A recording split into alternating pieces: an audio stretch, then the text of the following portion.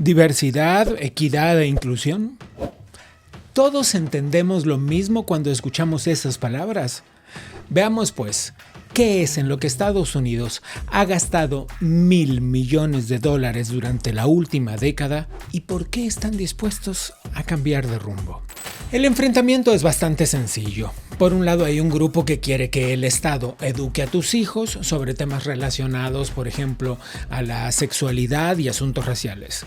Y por el otro están los que opinan que esos temas deben quedarse exclusivamente en el territorio de la educación familiar, como pasa, por ejemplo, con la religión.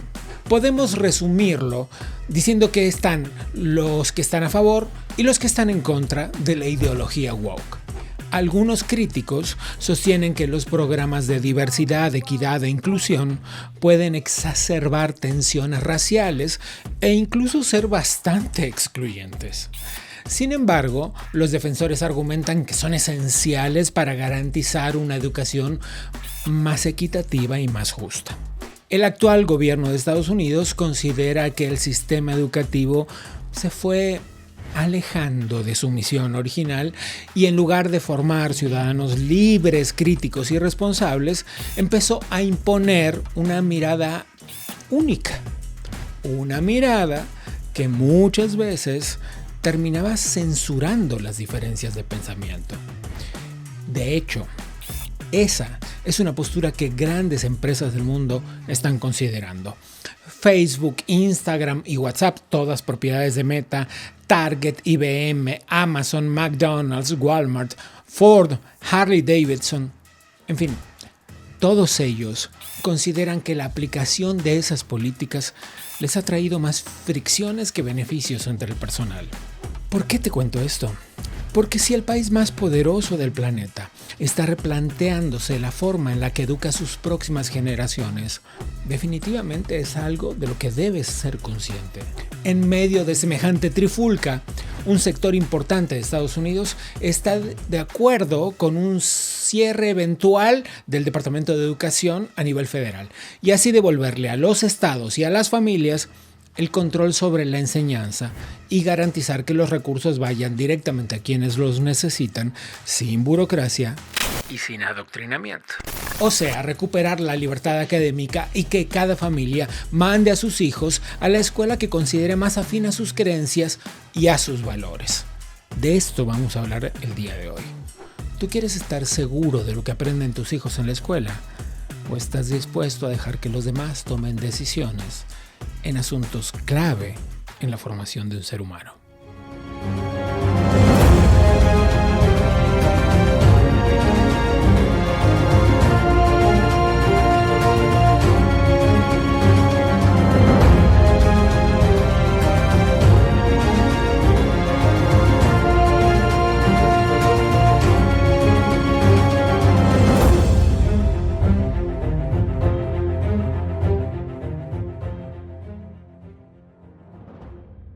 ¿Cómo te va? Soy Gabriel Bauduco y a nombre del Adam Smith Center for Economic Freedom te doy las gracias por acompañarnos hoy.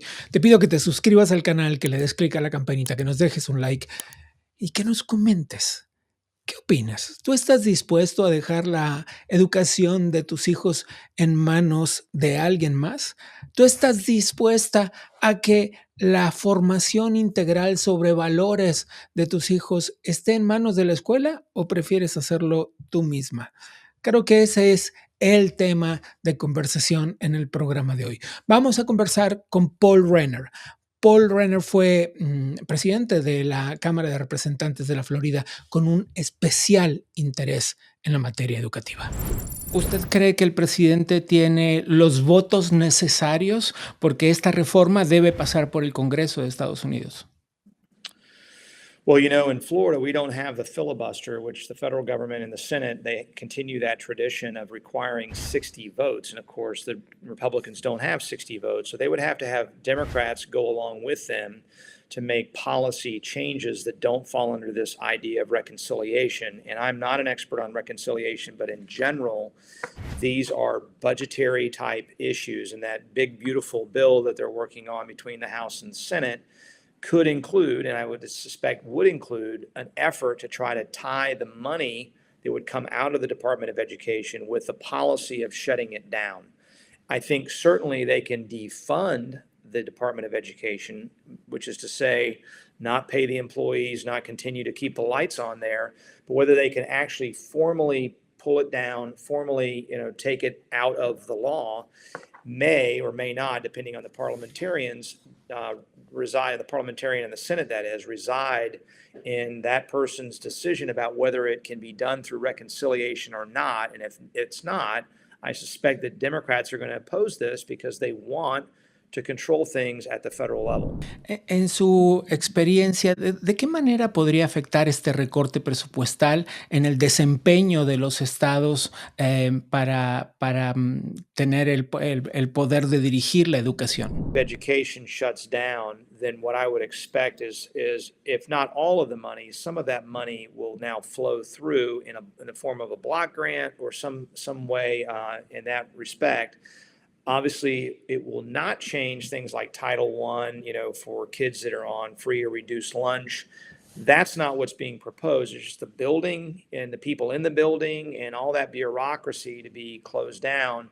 The federal government can continue to do things that fund education, but the states and even the locals should determine the application of those resources within some limits. And so I'm hopeful that they will give us the greatest flexibility possible. I would prefer that all money be spent at the state and local level and no money or have the federal government involved in any way, shape, or form at the federal level. But I don't think they'll go that far. I think that would be unlikely.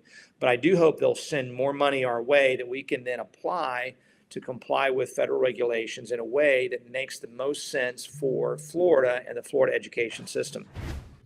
¿Por qué usted cree que el Departamento de Educación se debe eliminar del nivel federal? Well, quite simply, it's not the role of the federal government to be involved in education. And, if you look at the Constitution, and there's been no amendment with respect to education, or frankly, healthcare is another area where Obamacare lifted a lot of control away from states to regulate in healthcare to the federal government. The federal government was always considered to be based on limited enumerated powers, meaning those powers that are actually listed in the Constitution. And then those are things like the military, making sure the postal system works, making sure there's some, interchange where states aren't taxing each other or tariffing each other within trade among states. For the federal authority, but through court decisions and a long history, it's grown to be whatever they want it to be, and they continue to draw away power from we the people, those of us at the bottom of the pyramid, up into a point at the top of the pyramid. And the idea there is you don't want people who have never been to Florida, who don't know the issues in Florida, to make decisions for the people of Florida. And so this idea of subsidiarity is the term that was used, is that the government closest to the people governs that people better than those that are sitting in a capital far, far away. Permítame continuar hablando sobre la educación, que es un tema en el que usted ha puesto especial interés a lo largo de su carrera legislativa. Con esta idea de la expansión de la libertad educativa, usted ha propuesto cosas interesantes que tienen que ver con un sistema de vouchers para que los alumnos puedan elegir y casi que personalizar su educación. Por favor, cuénteme de eso. Well, I think this is a change in education that will continue to improve education for generations. I think it's a generational reform and positions Florida to be among the very best educational systems in the country. And let me explain why. First of all, we adopt the principle that public education is to provide for every student financial support in the form of this voucher. Mm-hmm. So every child universally receives the same amount of money. It's around $8,000, and they can use that for a multitude of purposes. The one that we had used previously was kids that wanted to leave a public school and go to a private school could carry that voucher and apply it to tuition alone at that private school and then pay whatever the difference might be. Mm-hmm. This reform is much broader than that and allows for full customization. So let's say you're a homeschool student, but you want to receive some instruction in physics or chemistry, which requires some expense of laboratories and things of that nature. You could actually contract with your local public school to go one day a week. Maybe you go every Wednesday or every Thursday to go to a physics course. And it could actually contract between the parent and the school to receive that education in a traditional public school format. Or you could go to a charter school, or you could take that same instruction and go to a private school. You could go 4 days a week to a private school, but one day to a public school. So it's fully customizable, so that the idea central to this reform is that every child learns differently, and every child and every parent has a fundamental right to send their child and deliver an education that best fits their needs. Even brothers and sisters learn differently. Eso podría significar una revolución en la educación, es decir, la idea de personalizar el aprendizaje de acuerdo, a veces no solo los intereses, sino las capacidades de cada alumno, y crear seres humanos mucho más eficientes en su aprendizaje. Muchas veces tenemos la idea de que tenemos un panorama general, pero poca especialización. Eso sería una gran cosa, Speaker. Quisiera, por último, dos cosas. La primera decir es, usted es un orgulloso alumno de la educación pública y en consecuencia lo ha hecho poner especial interés en la reforma del sistema educativo. ¿Cree que verá sus objetivos cumplidos? I know. I'm proud of public education as well. I was a public school kid. My mother was a public school teacher. You know, during my time as speaker, we dramatically, I think over $1 billion extra money to raise teachers' salaries in our public schools. And so we do value our public schools. We also made reforms to take away some things that may be holding them back from a regulatory standpoint. And so these are things that we ought to do to make sure that every school is functioning at its highest level. In school choice, one of the benefits of school choice is because of that competition, it has made our public schools also better. We see exciting things in our public schools. For example, here in Miami-Dade, where I'm sitting today, there's a conversion of a public school to begin to use the classical education model, which is a model that I'm a big fan of. I think it's very much going to be part of our future. Schools in Indian River County as well as Sarasota County are also looking at changing an existing public school, and it will still be public, but taking a model that goes back to the Greeks and the Romans and the early Christian church, and really the deepest foundations of Western civilization, of what it means to be a free people, what it means to study truth and beauty and goodness, so that education lifts us up. It's not simply about checking boxes, but it actually makes you a fundamentally better person, a moral person. And we want to make sure through education we're transmitting our values that will continue to allow us to thrive in the future. Por último, usted ha pedido información sobre los alcances de los programas de DEI, de diversidad, equidad e inclusión en las escuelas públicas, con el objetivo de comprender qué tanto se ha extendido estos programas con el uso de recursos públicos.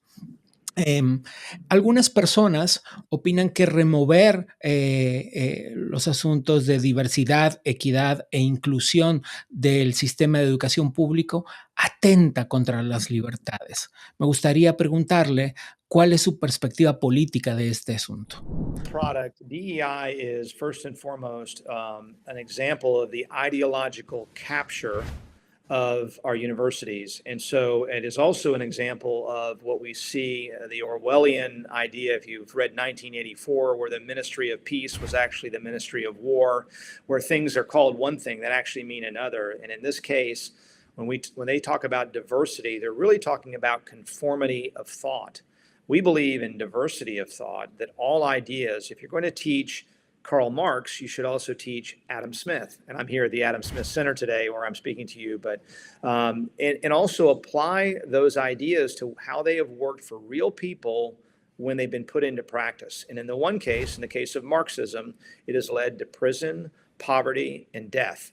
And in the case of Adam Smith, it has lifted more people out of poverty for the free markets and economic freedom than any other system ever known by man.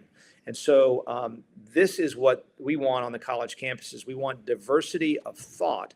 The DEI, or the diversity in DEI, is really about conformity. The equity is about picking winners and losers and grouping people into two groups of oppressor and oppressed. And again, this is kind of a Marxist notion that there are certain groups that have been oppressing us, whether it's based on class Absolutamente. and these types of concepts, which is absolute garbage. And it comes straight out of the same people who, again, have driven us into poverty, prison, and death in Cuba, in Venezuela, in Russia, and the list goes on.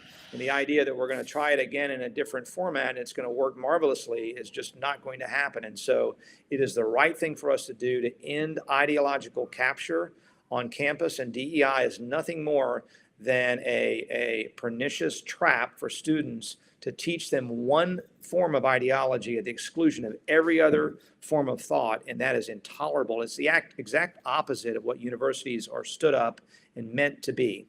That is not their purpose. It is the opposite of their purpose, and I'm glad we ended it. We ended the funding for it. We also said that professors are not going to be forced when they interview for a job to fill out forms determining whether they are on board or not with the ideological orthodoxy of DEI. Again, that is not what a university is designed to do.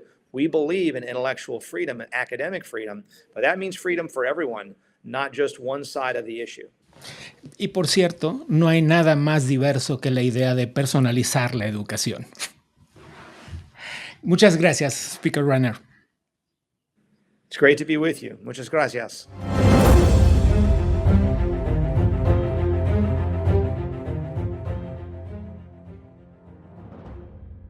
Mi siguiente conversación es con alguien que tiene 26 años de experiencia en asuntos educativos, miembro de la Junta Escolar del Condado de Miami-Dade en la Florida, alguien que cuenta con muchísimo expertise en temas de educación y no en temas teóricos, en el salón de clases. Mónica, muchas gracias por tomar esta conversación. Thank you for having me. It's a pleasure and an honor to be on your show. Mónica, tú tienes una amplia experiencia en la carrera educativa, en la docencia, y has sido muy crítica sobre las ideas progresistas en el salón de clases.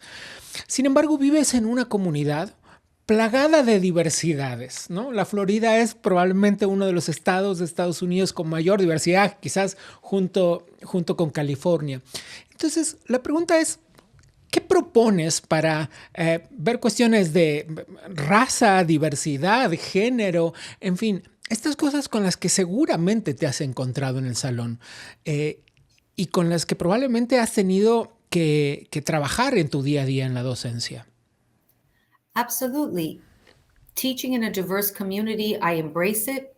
I welcome, and I have over my entire career, teaching children of all races, of all ethnicities, whether they're male or female. To me, it doesn't matter. And I think as a community, living in a diverse community, we have to look at what unifies us, what makes us alike, which we're all individuals, we're all humans.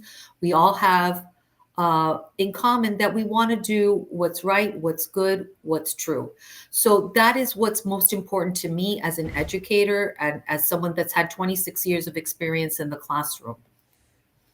Es muchísimo tiempo. Y durante estos 26 años en la docencia, ¿has visto que los programas de diversidad, equidad, inclusión han sido efectivos de alguna forma o no? Well, we're talking about two different things. Programs that are imposed about diversity is... Por supuesto. The DEI programs, diversity, equity, and inclusion programs that are imposed upon institutions. Mm-hmm. I think that's what we're getting at here. And that is where we get into the problems, especially when you start talking about introducing agendas into classrooms. And that is a way that it has, through the guise of diversity, equity, and inclusion. I'm not talking about having different people of different races, of different ethnicities. That's something different. This is taking away the diversity of thought, the diversity of discussion, mm-hmm. and trying to have everyone think the same way And that is what I have a problem with. And also when you try to put in ideologies of transgender ideology into the classroom, which is something that should be left to the parent, which is something that should be educated Ok, by the parent. entonces esto es importante que lo aclaremos porque no es que tú estás en contra de esto, sino que crees que debe ser discutido o ser parte de la educación familiar. Absolutely. And that's something that I feel strongly about as an educator. And I'm a very strong advocate of parental rights. So those topics that instill the values and the morals into students and their parents and their children, that's topics at home. The school needs to focus on the academics, the reading, the O writing. sea, dejarlo en knowing el the United territorio, hablas de dejarlo en el territorio de la potestad familiar, digamos. Absolutely, absolutely. Those sensitive topics, especially the younger the student is, Claro. they really are not well equipped, nor do they have the critical thinking skills to handle them, to tackle them. Sobre todo además porque no hay que... algunas ideologías progresistas de izquierda absolutamente hablan de la necesidad de que esto suceda en las escuelas por si los padres no lo hacen. Pero no debemos olvidar la responsabilidad de los padres en este sentido. Absolutely. And we do have a responsibility as parents to teach our children right from wrong, to be fair to all people, and the school can support that. But it's not something to be a program should not be a diversity, equity, inclusion in a university that a child that's more qualified to be in a program doesn't get it because of who they are based on their race or ethnicity. It should be on their merit and on their credentials of what they bring. So that's, and quite frankly, I think that we have to look at a society, we fought for so long for civil rights, that these rights apply to equality. And there's a very big difference between equity and equality. Absolutamente. Mónica, en este sentido, ¿cuáles son los escenarios más difíciles en los que te ha tocado trabajar a lo largo de estas, pues ya casi 3 décadas en la docencia? I say there's, just as a teacher, keeping focused on what's important academically. We have to separate as a teacher. It doesn't matter when you walk into the classroom, you need to leave at the door your ideologies. You need to leave at the door what your political beliefs are. Claro, claro.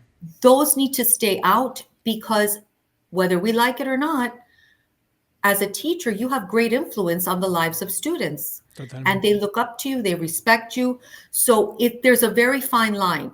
There's a very fine line, and we have to be very, very protective. And as an educator and as a mother, I wouldn't want someone else to come in and impose their thoughts and their views on my child. And I always put myself in the place of the parent. Totalmente. ¿Y eso que dices, esa delgada línea, cuántas veces ha sido cruzada de un lado y del otro, no? I think if you look nowadays, it's being crossed all the time. Mm-hmm. I mean, you look at what's happening in the current presidential administration, where they've found monies going for our taxpayer dollars, going for diversity, equity, and inclusion programs to promote transgender programs in foreign countries. I mean, these are our tax dollars.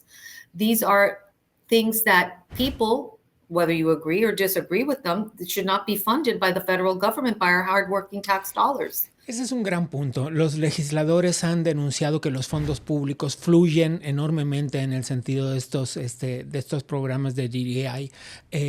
¿A ti te consta como docente? ¿Lo has visto?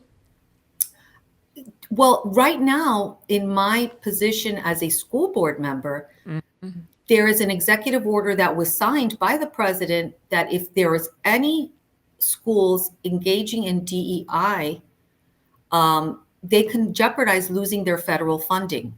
So that is very important that we cannot, and this has been coming for years and years and years. This is not something that DEI just didn't occur overnight. It's been a movement over many years, And now it's being exposed for what it is. It had a pretty little name.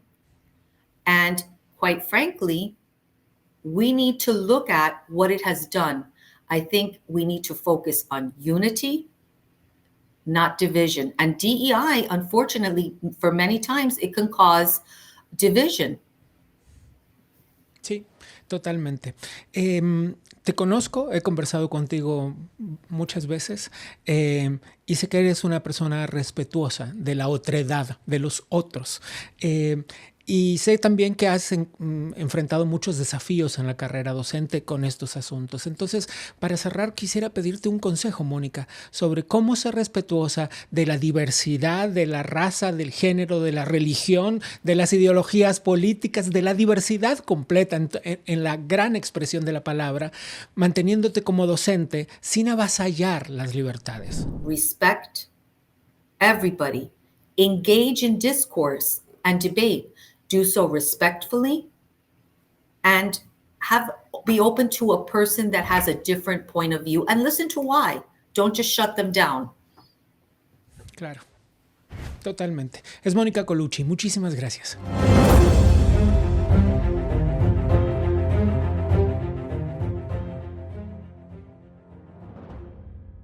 Bueno, supongo que todos entendemos que la educación es fundamental. Supongo que todos entendemos que la diversidad, la equidad y la inclusión son importantes. La pregunta es la misma que te hice al comienzo del programa. Son importantes, sí, pero todos entendemos lo mismo cuando mencionamos esas palabras. Y ahí, justo ahí, está la clave del episodio de hoy. Vamos a dejar por hoy este tema y vamos a darnos una vuelta para ver qué está pasando puertas adentro del Adam Smith Center for Economic Freedom.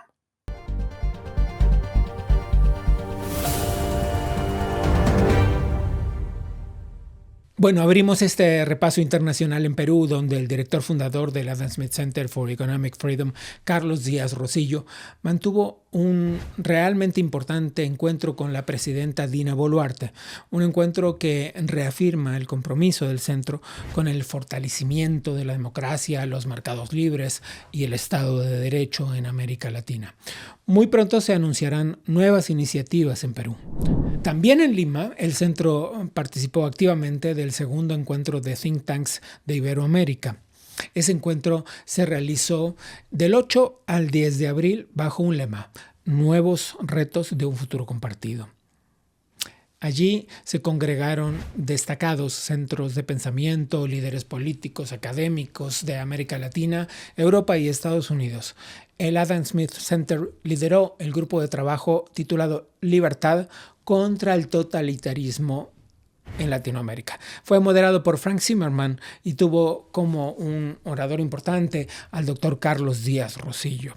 El evento concluyó con un llamado a reforzar la colaboración entre los think tanks ante los crecientes desafíos democráticos de la región. Además, el centro organizó un evento especial titulado Una mirada al interior de Madrid desatado, un imán para la inversión extranjera.